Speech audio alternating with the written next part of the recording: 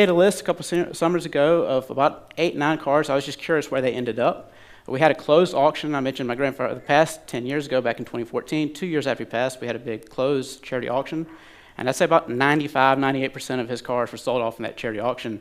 You had to be a Chick-fil-A owner, operator, or staff person to be part of that auction. Nobody put the minimum bid, and it was the highest appraised car part of that sale at that time, which was $300,000.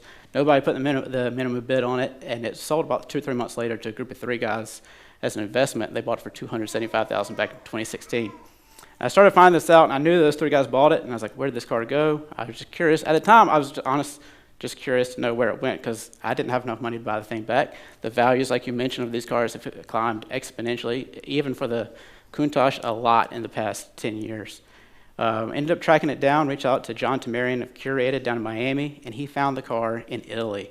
My heart sank when I found it had crossed the ocean, gone back to its country of origin. Come to find out, it had been, after those 3 gentlemen sold it in 2016, went to London. They had it repainted in London. They removed the US spec bumpers off of it, returned to the original European spec, and was bought buyer out of southern Italy, and it was there for 4 years before John Tamarian bought it, kind of on my behalf, essentially. And he was very generous enough, and I thanked him on your YouTube video, and every time I have the opportunity, a big shout out to John Tamarian Curated. They talked about paying it forward, and he for sure did that for me. He kept it off the showroom floor for the better part of a year while I got my finances in order to purchase my grandfather's car back. So